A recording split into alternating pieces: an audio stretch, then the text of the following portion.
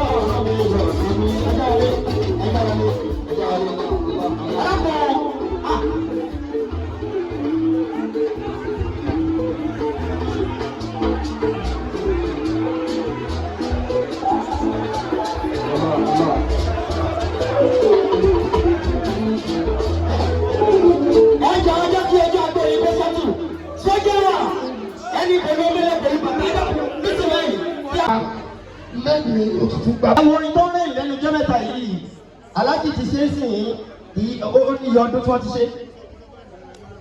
Ẹ wá nígbà tó tún wá jáde sí bá ń sọ fún ẹ nígbà yẹn pé orin kan wà tó yẹ pé àmọ̀ ń gbọ́ lọ láíláí nílẹ̀ ìgbà. Mo lérò pé ẹ̀yìn náà ti wọ̀ gbà díẹ̀ díẹ̀ báyìí. Bàbá wa àgbà gbogbo àwọn àfa ń fẹ́ yín. Àwọn àfa àbíkẹ́ni wọ́n fẹ́ yín. Ayé ń fẹ́ yín. Obìnrin fẹ́ yín. Ọlọ́run wọlé àná Muhammad ọlọ́run jẹ ìjábọ̀. Kò sí nǹkan méjì táyé fi gba tí ní pé ẹ mú tọ́lọ̀ nǹkan ti rí láyé nígbà tẹ́ dé sèṣin lọ kí àwọn àfa. Ìdílé wa fi kí yín káàbọ̀ kì í ṣe orin yín torí orin yín ti ṣàǹfààní fún gbogbo ọmọ aláìsí fún àná Muhammad. Dàwa ìyá dáhìn wọ́n gbà gbogbo Muhammadu. Kò sí nǹkan méjì ká ní tó tún fẹ́ Muhammadu lọ. Ọba orin. Dàwa ìyá dáhìn wọ́n gbà gbogbo Muhammadu. Annabi Muhammadu. Abal Qasim al-Adi liman qad tawa'ada. Ọba orin. Ọba ọba Allah wọ́n sì wọlé fẹ́lẹ̀ wọn àìtọ́ wọ́n sì lẹ́jẹ̀ wọlé wọ́n sì máa wà dúntà Muhammadu. Ìkẹyà Rasulu jìtàlá sọ́ọ̀mù sírí wọ́n fi ń ṣe fi kẹyà wọ́n ní àṣàlá ìrìnàjà. Fẹ́yìn ní Rasulullah annabi annabi annabi annabi annabi annabi annabi annabi. Fẹ́yìn ní Rasulullah fi kàánù tẹ̀yẹ̀mọ̀.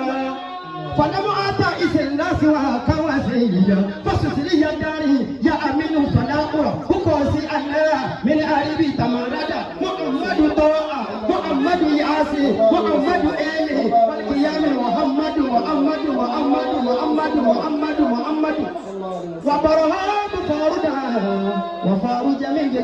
العالمين بوحدته النبي محمد عليه صلاة الله ثم سلامه مع الآل وصحبه كرامه سويا بابا لقاء النبي الله وهو ملاتف النبي محمد أبا القاسم الماهي دلالات أحمد فيذكر ترسي والنسي ولكن لك متى تعرف هو المتقال والممجد النبي النبي النبي النبي النبي النبي النبي عليك صلاة الله ثم سلامه مع الآل وصحبه كرامه سويا جميع الشؤون إلى خالقي النبي محمد جميع الشؤون إلى خالقي من ذهب فلكي وغيري وكالكالي وتريسي ولكن لك العمي والنفس قد قدمت لذكرك لذكر رسول الله يا نور عيتك جليل جميل لكلك ذكر ربك بشير نسير رب سبيك مساعدا الحمد لله الذي أعدانا مولانا الحمد لله الذي أعدانا ويبنون بشمس الهدى برهاه مولانا لا إله إلا محمد مولانا. نعم àwọn sì yàtọ̀ tó kàn náà ni pé kí a sáré lọ síbi ọ̀dọ̀ alájọba Basiri mi tábà ti sílẹ̀ tán kí àwọn bàbá wa kọ́ bá gbowó ọpẹ́ alájọba Basiri mi ẹ dákun àlè fún yín lásìkò àlè fún yín lásìkò alájọba Basiri mi ẹ dákun alájọba Basiri mi ẹ dákun àlè fún yín lásìkò ṣùgbọ́n ẹjọ́ tó rọ lọ́wọ́ ẹjọ́ bàbá láwọn ẹ dákun tó rọ lọ́wọ́ ẹ̀yin lẹni iṣẹ́ yìí o ẹ dákun ẹjọ́ alẹ̀ tán agbára ọ̀ka mọ́ bàbá alájà Abdulrafi ó ti kájú yányá alájà wa orúkọ yìí á fi dámilọ́lá aláwìyé ẹ dákun tó rọ lọ́wọ́ àlè fún yín lásìkò ṣùgbọ́n ẹjọ́.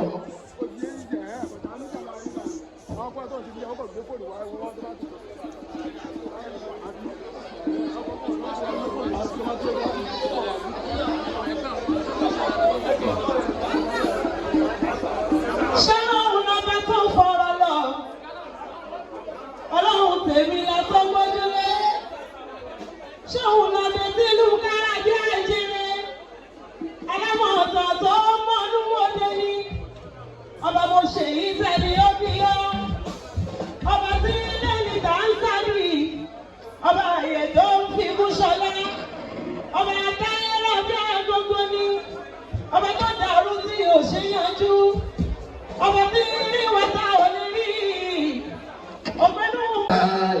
Adé àbúlé ẹ̀kọ́ ni Adé ta àbọ̀gbé aláwùlá ìlà ìlà aláwùlá ìṣàbà. Bá a ti jọjọ́ rẹ̀ yìí káyọ̀ jọjọ́ rẹ̀ sì. Ẹ fi ìfẹ́ pe àwọn èèyàn sínú ẹ̀sìn yín. Ẹ̀yin oníwàásí ẹ kìlọ̀ fúnra yín. Àlùkùránì tá à ń kà gan ó ní ẹ gbọ́dọ̀ bú Ọlọ́run táwọn kan sìn o. Torí tẹ́ ẹ bá bú Ọlọ́run wọn wọ́n bú òun padà.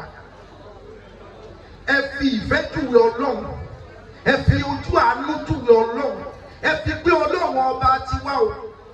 Wá ṣe olè má kìfìrà, kò sí bẹ́sẹ̀ rẹ ó ṣe pọ̀ tó kó nífẹ̀ẹ́ rẹ. Ẹ má máa sọ báwọn èèyàn máa gbé iná méje lọ́wọ́ ọ̀bọ̀dọ̀, iná méje lọ́wọ́ ọ̀bọ̀dọ̀, iná méje lọ́wọ́ ọ̀bọ̀dọ̀, iná méje lọ́wọ́ ọ̀bọ̀dọ̀. Ẹ júwe ìkẹ́ Ọlọ́run, kíkẹ́ Ọlọ́run yẹn pọ̀. Ẹ wá sọ pé pẹ̀lú gbogbo ìkẹ́ yìí o, tí wọ́n bá wá lọ́ọ̀fẹ́ o, iná ni o, ṣùgbọ́n kò abẹ́ kó tó máa fi ọ́ síbẹ̀. Wòlíì Ọlọ́run yìí àgbàfà ni máa tọrẹ kòyókòyó. MC yóò ó ti yóò báyìí. Èmi ò sì fẹ́ pa yín láíláí. Àmín. Wòlíì Ọlọ́run yìí máa tọrẹ ó ti àfáà ni wọ́n wá lówó bíi Mukhtar Ibrahim Dende àfáà àgbà tó dìde nísì. Mà náwó. Ọ wá rí àwọn èèyàn kan nínú mọ́sálásí ṣẹ̀ aláàárẹ̀ níwọ̀n ara wọn ò yá ọba. Ara àwọn kan gbé mọ́sálásí for example ara wọn ò yá. Àwọn èèyàn wá ń sá fún wọn, wọn ò fún wọn lóúnjẹ mọ́, wọ́n ní kí ló dé? Wọ́n ní àìsàn tí ń ṣe wọ́n yẹn máa ń ràn.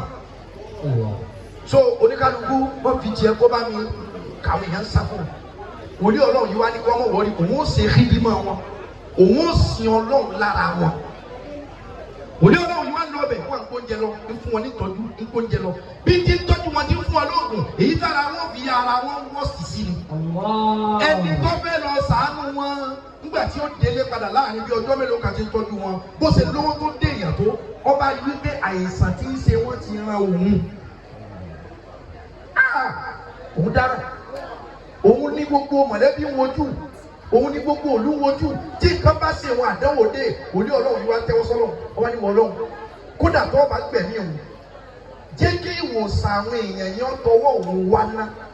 Àwọn èèyàn kan wà nílé ayé yìí ọ̀gbọ́n tiẹ̀ lẹ̀ pé tẹni ẹlẹ́ni ni wọ́n. Láàbí sọ fún yín pé gbogbo nǹkan lẹ́lẹ̀ ìyá ẹ má ya aláìmoore. Bẹ́ẹ̀ yẹn bá ya aláìmoore ó ti ya olórí ikú tó ga jù. Torí pé kò sí ohun tí ń jẹ́ kèfèrí ìtumọ̀ kèfèrí náà ni ẹni tí ń dọwọ́ bo orí Ọlọ́run mọ́lẹ̀. Àbáàdà wòlíì Ọlọ́run yìí wá ń sọ fọ́lọ́run pé wọ́n Ọlọ́run òun ò pé kó wọ́n mọ̀ kú ṣùgbọ́n jọ̀ọ́ jàre jẹ́ kó wọ́n rí àwọn èèyàn yìí wò sàn náà. Ọwọ́ àṣàdúrà lórí àárẹ̀ ó sùn nígbà tí ilẹ̀ ó fi mọ́ àárẹ̀ tó ń ṣe òun gangan ṣe àpẹ òun náà ti kó àìsàn ó ti kó àárẹ̀ tí ń ṣe òun gangan ara tiẹ̀ bá yá. Ara ò ti yá kò sí ohun tí kò àdúrà ọ̀ká o kò sí ohun tí kò àdúrà ọ̀ká o torí wípé àdúrà máa ṣiṣẹ́ bẹ̀ látẹ́gùn ìyẹn ló ti yá mọ̀ wípé kò sí nǹkan náà láyé bí ipá òkò èbó ògùn dúdú ọ̀bá ka ìgbà àdúrà ọ̀ká o. Àdúrà ká ayé ọ̀ká ọ̀run ìyẹn lọ́fà ló fi jẹ́ pé kò sí èèyàn kan tó máa kú tí wọ́n gbé kẹ́ tutù káwọn mọ̀lẹ́kọ̀ ọmọ bínú sí kò sí o kò sí èèyàn tí ó kú tí wọ́n gbé ẹrú bọ kí ọmọ jẹ kò sí o ṣùgbọ́n bí èèyàn bá kú tìdùnnú wọ́n fi gbé ẹja ṣe àdúrà já ayé ọjà wọn.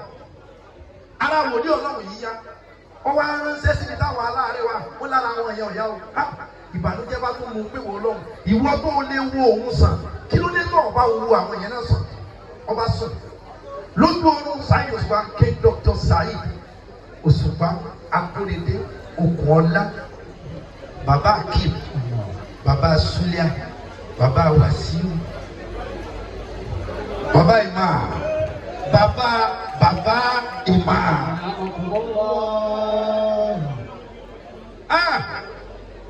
Mo bá yín pẹ́lú Ọlọ́run. Alhamdulilayi. Afàjàgbà kan ní ọdún kẹyọ́ fẹ́ tó 70 years ní ìṣòro ní jáde rẹ̀. Yàyà ìyànà bí yàrá ti dàgbà yóò fún jàǹdà. Gbogbo tó le ní Saheed Òṣùpá máa fa. Lẹ́mi àti máa yìí, ohun tá a jọ ohun tá a yìí. A fara wa lọ́wọ́ báyìí, a sì lọ kọ́ sọ̀rọ̀. Èmi ò sì wájú báyìí ọba ó tẹ̀lé mi á lọ kọ́ sọ̀rọ̀ á fà wàhálà tó ká tó padà lọ́wọ́ ẹ̀ sùúrù lérè. Ẹ wá wo ẹ̀wúra yẹn wò yín. Ǹjọ́ ta kọ́kọ́ pàdé Saheed Òṣùpá yìí 20 ọdún lé kan lónìí 2004-2005 la bẹ̀rẹ̀ ọ̀rẹ́. Òṣùpá wa ń sọ fún Adélakùn pé Adémọ́lá Adélakùn Saheed Òṣùpá wa ní àáfàá tó fi hàn mí. Gbogbo nǹkan tó bá lè mú ọsẹ ìyàfó o kíka ẹni yọ kọjá torílẹ̀-èdè yìí nìkan tó bá yá o ẹni ó wí lójókò lójú mi ló wí fún Adémọ́lá Adélakùn.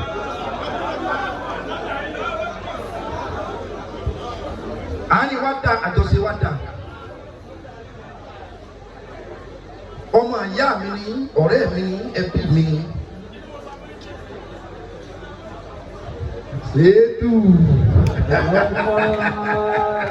Sedu.